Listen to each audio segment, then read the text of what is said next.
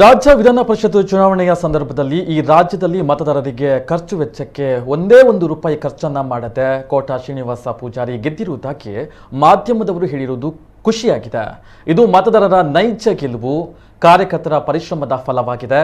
ರಾಜ್ಯಾಧ್ಯಕ್ಷ ನಳಿನ್ ಕುಮಾರ್, ಮುಖ್ಯಮಂತ್ರಿ ಬಸವರಾಜ ಬೊಮ್ಮಾಯಿ ಸಹಿತ ಎಲ್ಲರಿಗೂ ನನ್ನ ಗೆಲುವು ಸಮರ್ಪಿತ ಮಾಡುತ್ತೇನೆ ಎಂದು 4ನೇ ಬಾರಿಗೆ ಎಂಎಲ್ಸಿ ಆಗಿ ಆಯ್ಕೆಗೊಂಡಿರುವಂತಹ ಕೋಟಾ ಶ್ರೀನಿವಾಸ ಪೂಜಾರಿ ಹೇಳಿದ್ದಾರೆ.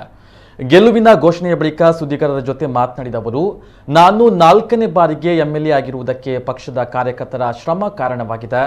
ನಾಯಕರ ಮಾರ್ಗದರ್ಶನದಲ್ಲಿ ಮುಂದೆಯೂ ಕೆಲಸವನ್ನ ಮಾಡ್ತೇನೆ.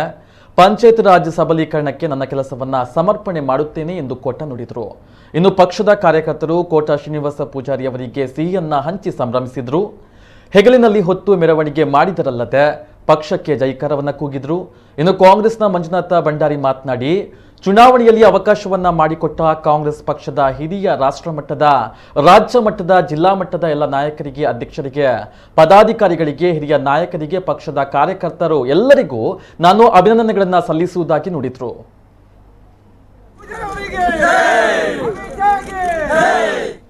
ಪೈಕಿ ಸಮಾಧಾನ ಮತ್ತು ಸಂತೋಷ ಅಂತ ಹೇಳಿದ್ರೆ, ಈ ರಾಜ್ಯದಲ್ಲಿ ವಿಧಾನ ಪರಿಷತ್ತಿಗೆ ಆಯ್ಕೆಯಾಗುವ ಸದಸ್ಯರ ಒಟ್ಟು ಪೈಕಿ ಮತದಾರರಿಗೆ ಮತ್ತು ಖರ್ಚು ವೆಚ್ಚಕ್ಕೆ ಒಂದೇ ₹1 ಹಂಚಿಕೆ ಆಗದಿರುವಂಥ ಗೆಲುವು ಯಾರದ್ದು ಕೇಳಿದರೆ ಅದು ಕೋಟಾ ಶ್ರೀನಿವಾಸ ಪೂಜಾರಿ ಗೆಲುವು ಅಂತೇಳಿ ಇವತ್ತು ಮಾಧ್ಯಮದಲ್ಲಿ ಹೇಳಿದ್ದು ಕೇಳಿ ನನಗೆ ಸಂತೋಷ ಆಗಿದೆ. ಈ ಹಿನ್ನೆಲೆಯಲ್ಲಿ ಭಾರತೀಯ ಜನತಾ ಪಕ್ಷದ ಅಭ್ಯರ್ಥಿಯಾಗಿರುವ ನನ್ನ ಗೆಲುವು ನೈಜವಾದಂಥ ಮತದಾರರ ಗೆಲುವು ಅಂತ ನನಗನ್ನಿಸುತ್ತೆ.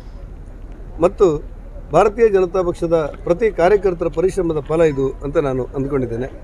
ನಮ್ಮ ಜಿಲ್ಲಾಧ್ಯಕ್ಷರು, ಎರಡೂ ಜಿಲ್ಲೆಯ ಅವಳಿ ಜಿಲ್ಲೆಗಳ ಅಧ್ಯಕ್ಷರು, ರಾಜ್ಯಾಧ್ಯಕ್ಷರಾಗಿರುವಂಥ ನಳಿನ್ ಕುಮಾರ್ ಅವರು, ಮುಖ್ಯಮಂತ್ರಿ ಬಸವರಾಜ ಬೊಮ್ಮಾಯಿ ಅವರ ಸಹಿತ ನನ್ನ ಕೇಂದ್ರದ ಎಲ್ಲ ತಂಡದ ನನ್ನ ಹಿರಿಯರಿಗೆ ಮತ್ತು ಭಾರತೀಯ ಜನತಾ ಪಕ್ಷದ ಪ್ರತಿಯೊಬ್ಬ ಕಾರ್ಯಕರ್ತರಿಗೂ ಕೂಡ ನನ್ನ ಗೆಲುವನ್ನು ಸಮರ್ಪಣೆ ಮಾಡ್ತೇನೆ.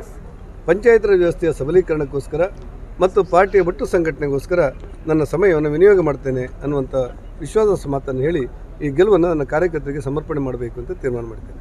ಚುನಾವಣೆಯಲ್ಲಿ ಅವಕಾಶವನ್ನು ಮಾಡಿಕೊಟ್ಟ ಕಾಂಗ್ರೆಸ್ ಪಕ್ಷವನ್ನು ನೆನೆಸುತ್ತಾ ಹಾಗೂ ಅದಕ್ಕೆ ಸಹಕರಿಸಿದಂಥ ಎಲ್ಲ ನನ್ನ ಜಿಲ್ಲೆ, ರಾಜ್ಯ ಮತ್ತು ರಾಷ್ಟ್ರ ಮಟ್ಟದ ನಾಯಕರುಗಳನ್ನು ನೆನೆಸುತ್ತಾ ಈ ಅವಕಾಶವನ್ನು ಪಡೆದು ನಾನು ಬಂದಾಗ ನನಗೆ ಸಂಪೂರ್ಣ ಸಹಕಾರವನ್ನು ಕೊಟ್ಟಂಥವರು ಎರಡೂ ಜಿಲ್ಲಾ ಕಾಂಗ್ರೆಸ್ಸಿನ ಅಧ್ಯಕ್ಷರುಗಳು, ಪದಾಧಿಕಾರಿಗಳು ಮತ್ತು ಹಿರಿಯ ನಾಯಕರುಗಳು.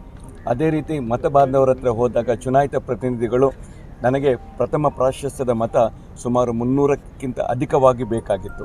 ಆದರೆ ನನ್ನ ಎಲ್ಲ ಪಕ್ಷದ ನಾಯಕರುಗಳು ಹಾಗೂ ಕಾರ್ಯಕರ್ತರ ಜೊತೆಯಾಗಿ ಆ 300ಕ್ಕಿಂತ ಹೆಚ್ಚು ಮತಗಳನ್ನು ಪಡೆಯುವುದರಲ್ಲಿ ನಾನು ಯಶಸ್ವಿಯಾಗಿದ್ದೇನೆ. ಹಾಗಾಗಿ ನನಗೆ ಮತದಾನವನ್ನು ಮಾಡಿದಂಥ ಎಲ್ಲ ಚುನಾಯಿತ ಪ್ರತಿನಿಧಿಗಳಿಗೆ ನನ್ನ ಪಕ್ಷದ ಪರವಾಗಿ ಹಾಗೂ ನನ್ನ ವೈಯಕ್ತಿಕವಾಗಿ ನನಗೆ ಅವರಿಗೆ ಧನ್ಯವಾದಗಳನ್ನು ಮತ್ತು ಅಭಿನಂದನೆಗಳನ್ನು ಸಲ್ಲಿಸ್ತಾ ಇದ್ದೇನೆ. ಈ ಚುನಾವಣೆಯ ಗೆಲುವು ಕಾಂಗ್ರೆಸ್ ಪಕ್ಷದ ಕಾರ್ಯಕರ್ತರ ಗೆಲುವು ಮತ್ತು ಪಕ್ಷದ ಗೆಲುವು.